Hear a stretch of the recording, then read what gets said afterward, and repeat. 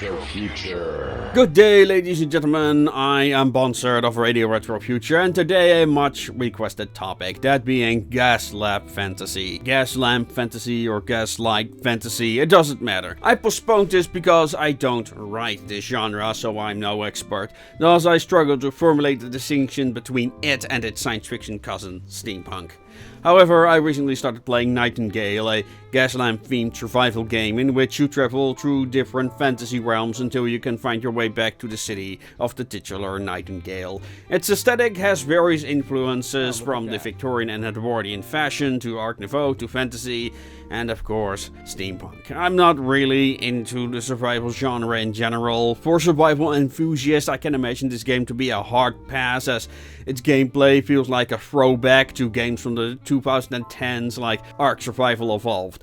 But I wanted something relaxing inside an immersive setting, to contrast with my current workload on the Association of Ishtar, which is steampunk. Speaking of which, March the 17th, the Cause Good Girls launches on the crowdfunding platform Kickstarter. If you want to help us make more video content with original art, please support our new Steampunk Mecha series. Back on topic, the point is that Nightingale gave me some insights into the tropes of Gaslamp Fantasy. But before I ramble on about Gaslamp, what do I mean with the steampunk genre? On this channel, I maintain that the definition of steampunk is cyberpunk in the past. In my case, past with a capital P, as I write my series as an alternative history as well. Gaslamp is a bit harder to define because it blends, well, everything: fantasy, Victorian futurism, and science fiction.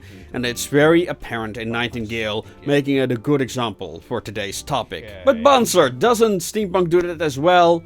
Well, that's just it. We never really had a discussion on what genre stories ought to have or what they should look like. To most, steampunk will look like the people dressing up for conventions.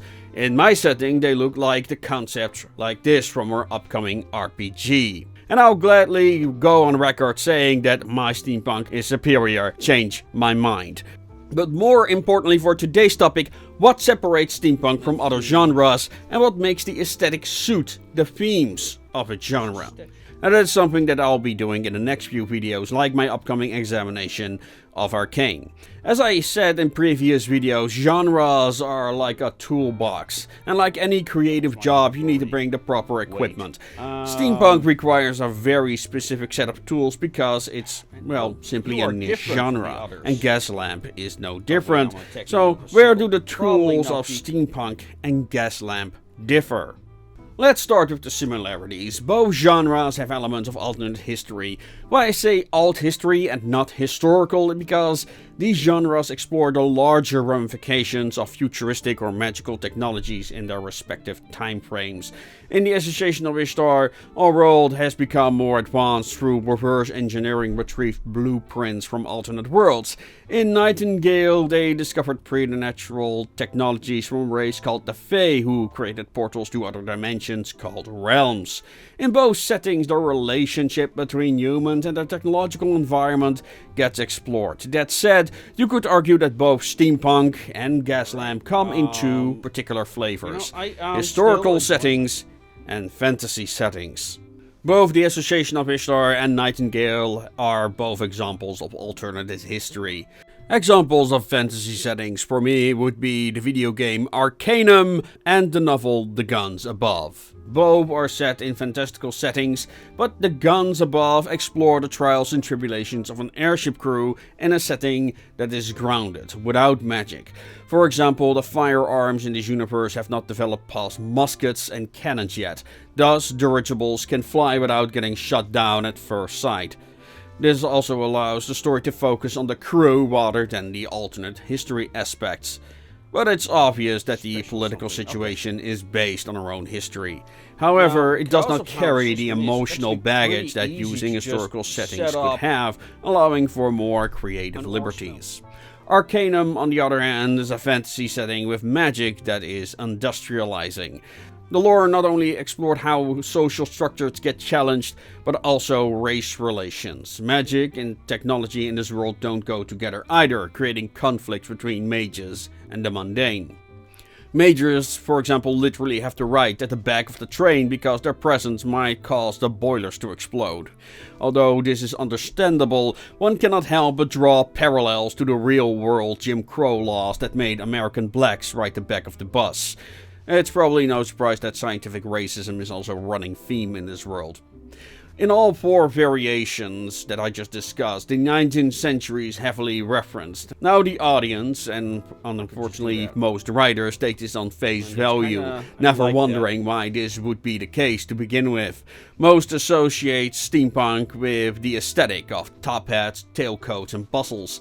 However, these genres do not have a monopoly on this aesthetic. There is, in fact, normal fantasy with all these visual tropes.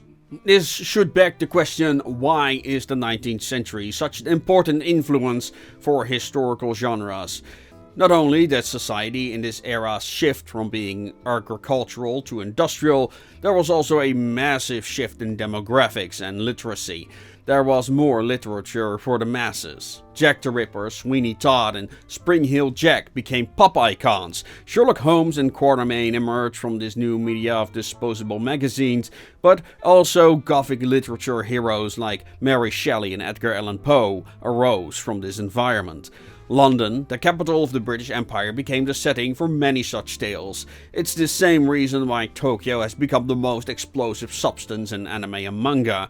And this tradition of London, sometimes Paris, as a setting for many a dime and pulp adventure, persists to this day for that reason, especially in the historically inspired genres. To summarize, steampunk and Gaslamp uses pop culture and popular history for inspiration. That is why you see a lot of references to literary and historical characters. In steampunk you'll often see Tesla, Frankenstein, Queen Victoria and Sherlock Holmes pop up. And in Gaslamp you'll often see Tesla, Frankenstein, Queen Victoria and Sherlock Holmes make appearances. Anyway, I'll make separate commentaries on that fact at some other point. Due to the emphasis on pop culture characters, historical otherwise, you'll rarely see Otto von Bismarck, Kingdom Brunel or Richard Trevithick ever get a mention. And that brings us to the question, what makes these two genres distinct? And I think the easiest way to separate the two is the source of the conflict. In steampunk, the problem the protagonists are facing are likely technological in nature, be it robots, airships or land leviathans, etc. In Gaslamp, it's more likely that the problem is supernatural in nature, such as vampires, ghosts, or werewolves. Now, we could argue semantically about the difference between Clark-Tech and magic, but it's just one of the many tropes in the genre's toolbox. There are others like theme, memes, references to historical events or characters, pop culture, but what matters is how all these elements interact with one another. Especially on themes such as progress and the impact of technological innovation, the lines will get blurred. The most obvious distinction that stands out to me is Gaslamp's emphasis on the tropes of fantasy, be it fae, satyrs or demons, magic-powered robots, special crystals, tarot cards. Because it plays with technology, there's an attempt to create a sense that there is science behind the magic and supernatural elements, but all that really does to me is turning machines into magic wands, especially if done poorly, but that's a discussion for another time. And that brings us to the conclusion. Does the difference matter? Well, as I said at the start, genres are like toolkits. You want to make the most of your tools when creating something so it doesn't fall apart because, for example, you used nails where you should have used screws. I'll use Nightingale as an example again. The survival gameplay does not gel well with the surroundings. You are in this magical world, but your activities feel very mundane. You have magical floating ruins, arcane devices, robots, and yet you are building houses out of normal stone and wood using mundane tools like axes and hammers. I like the idea of being Robinson Crusoe mixed with Indiana Jones in a fantasy world, but instead it feels like the gameplay is made separate from the world itself, like they had the world down but forgot they were making a game. And this is a common problem in a lot of creative projects. Disney's Atlantis has the same problem, where they built this beautiful world but realized they had no story. Thus, all this world design only provides spectacle and little else. And again, it comes back to the fact for me that creators don't know how to write high concept. You know, the what if style of story structure that is very unlike the low concept stories that follow the hero's journey. But for that I refer to you to my earlier video on high concept that I made last year. Now at the start of the video I said that I never written Gaslamp Fantasy before, but that might be about to change. As I recently mentioned, we are working on an RPG, and for an opposing force for the Association of Ishtar, we are working on a more Gaslamp inspired faction, a company by the name Sovereign Universal Solutions. Unfortunately, I do not have any illustrated previews for this because we are hard at work at other projects. If you want to help us speed up production, please visit our REAM page. By becoming a free follower there, you'll get to read previews related to Sovereign Universal Solutions. Or you can become a full member and get access to all our ebooks on that page. That way you'll support the various artists making art for these videos. Or back us during March and April on Kickstarter. We have amazing stuff on offer for the Kickstarter. Not only a unique book cover, but also these 3D printable busts. You can download the digital file and print them at any size that you want. But we also have these amazing steampunk mechs from our upcoming book, The Casket Girls. And if you pledge on our early bird or premium tiers, you also get 2 additional variants of the pilot for your printing pleasure. Pledging a single $1 on that platform will help us a great deal. On all links are in the description. And with that, ladies and gentlemen, I'm gonna bid you adieu. And as always, make things your way.